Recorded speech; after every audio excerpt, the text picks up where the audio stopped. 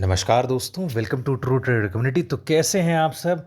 और यहाँ पर आज देखा जाए तो हमारे बाज़ार और ज़्यादा लाल होते गए। फ़िलहाल देखा जाए तो एक चीज़ आपको हमेशा ध्यान रखनी चाहिए, ये कभी ज़रूरी नहीं होता कि आप हर समय बाज़ार में अपना जो ओपिनियन बना रहे हो, अपना जो एक्सपेक्टेशन बना रहे हो वो सही हो। जैसे कि यदि मैं अपनी बात करूं तो हमारा एक्सपेक्टेशन ये था कि निफ्टी जो है वो 23,265 का लेवल जो है वो नहीं तोड़ेगा। और साथ ही साथ ये भी एक्सपेक्टेशन था कि 23,344 का जो लो था पिछले वीक का, आज जो कि मंडे है, तो पिछले वीक का लो जो है वो नहीं तोड़ेगा, ऐसा एक्सपेक्टेशन था। लेकिन यदि आप आज का बाज़ार देखो तो यहाँ पर आज खुलने के साथ साथ आज खुला ही लगभग लगभग 200 पॉइंट नीचे, और उसके साथ साथ एक छोटी सी वापस से बाउंस बैक देखने को मिलने के बाद बाज़ार में तुरंत और बिकवाली देखने को मिली। अब ये चीज़ हो क्या रहा है, क्यों हो रहा है, इसके बारे में थोड़ा सा एनालाइज करना चाहिए। तो यहाँ पर यदि आप देखो बेसिकली अभी क्या हो रहा है, सबसे पहले मेन रीज़न आपका ये है।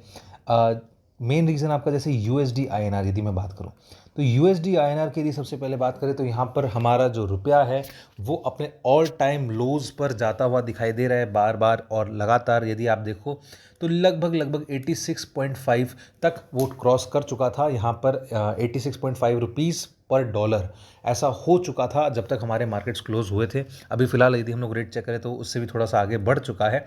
बट मेन रीज़न अभी यहाँ पर यूएसडी आईएनआर के गिरावट की वजह से है, या फिर मैं बोलूँ तो इसका यहाँ पर अभी तक ग्रीन दिखाई दे रहा है, जो कि हमारे बाज़ारों पर रेड का इफेक्ट दिखा रहा है। नेक्स्ट यदि मैं बात करूँ तो जो ग्लोबल मार्केट्स है वहाँ पर भी कोई कुछ खास सपोर्ट नहीं दिखा। यदि मैं ग्लोबल मार्केट्स का एक थोड़ा सा डेटा भी शेयर करूँ तो ग्लोबली देखा जाए तो यूएस मार्केट्स में जो जॉब डेटा आया था वो अच्छा आया था, क्योंकि अब जॉब डेटा अच्छा आया है, इकोनॉमी अच्छी दिख रही थी, तो उसकी वजह से सबका अब एक्सपेक्टेशन ऑफ रेट कट जो है वो और घटता हुआ दिखाई दिया। और उसकी वजह से यहाँ पर जो इक्विटी मार्केट्स ग्लोबल के जो थे उसमें अच्छी खासी बिकवाली देखने को मिली थी, जिसका इफेक्ट थोड़ा बहुत आज हमारे मार्केट्स पर भी सुबह सुबह देखने को मिला।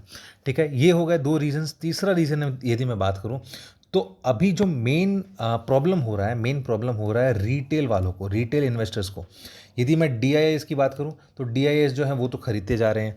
एफआईएस की भी बात करूं तो वो तो लगातार बेचते जा रहे हैं, और अभी थोड़ा सा उनका बेचने का रुझान थोड़ा कम हुआ है, लेकिन देखा जाए तो थोड़ा सा वो उनका भी अभी असमंजस है। ठीक है, लेकिन जो मेन डरा हुआ है वो है रिटेल, क्योंकि यहाँ पर यदि आप mid cap small cap shares देखो जहाँ पर रिटेल का इंटरेस्ट भी ज़्यादा रहता है और होल्डिंग भी ज़्यादा रहती है, तो उसकी वजह से यदि मान लो उसमें यदि गिरावट आती है, इसका मतलब रिटेल यदि थोड़ा सा पैनिक करता है तब वहाँ पर सबसे पहले ज़्यादा सेलिंग आती है, और फिर जब उसका इफेक्ट लार्ज कैप्स पर पड़ता है तब जाकर के आप समझ लो निफ्टी और बैंक निफ्टी यानी कि हमारे मेजर इंडेक्सेस पर ज़्यादा इफेक्ट आता है। ठीक है, तो ये मेन तीन कारण की वजह से यहाँ पर अभी जो आज गिरावट देखने को मिली वो आपको दिखे। ठीक है, अब यहाँ पर आगे क्या, सबसे मेन सवाल ये है।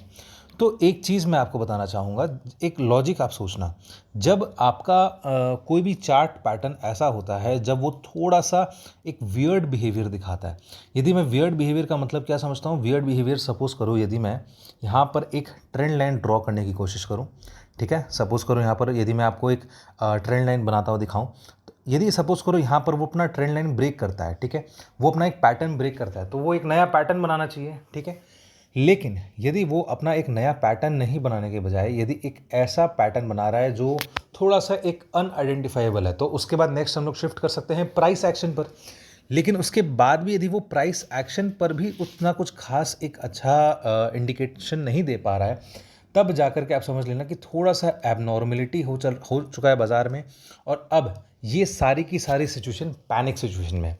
तो ये क्या दिखाता है, बेसिकली ये एक ऐसा दिखाता है जब बाज़ार अपने पैनिक मोड में होता है ना, तब आप समझ लेना कि बॉटम बनने वाला है। अब वो कहाँ पर बनेगा, एग्जैक्टली कहाँ बनेगा, उसके सिर्फ हम लोग रेंज ही समझ सकते हैं, और वो रेंज है बेसिकली आप समझ लो लगभग लगभग 22,800 से ले करके जो रेंज है वो मैं बता रहा हूँ 23,100 के बीच में। ठीक है, तो ये रेंज के बीच में कहीं पर भी यदि बॉटम बन के वापस से निफ्टी उछाल मारता है, तब आप समझ लेना कि यहाँ पर ये जो था ये एक पैनिक था। ठीक है, तो पैनिक सेलिंग में आकर के आज आपका गैप डाउन भी था, और एक तुरंत फर्स्ट डेड कैट बाउंस होने के बाद अच्छा खासा गिरावट हमें देखने को मिला।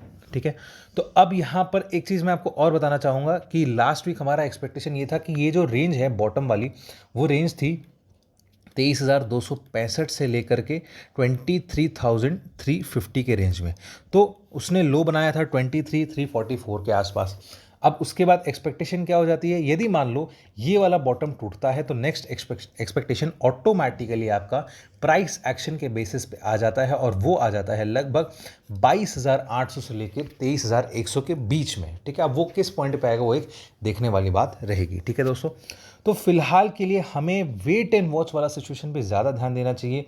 यहाँ पर यदि एक चीज़, एक लॉजिक लगाना, यदि कोई एज अ ट्रेडर, कोई भी आदमी यदि यहाँ पर इस पॉइंट्स पर यदि शॉर्ट करता है, शॉर्ट करने पर क्या होगा, क्योंकि ऑलरेडी मार्केट्स ओवरसोल्ड है, तो यदि कोई बाउंस बैक दिखता है तो क्या तो वो फंसेगा यदि वो स्टॉप लॉस नहीं लगाता, या फिर उसका स्टॉप लॉस ट्रिगर हो जाएगा। ठीक है, ये शॉर्ट वाला केस हो गया।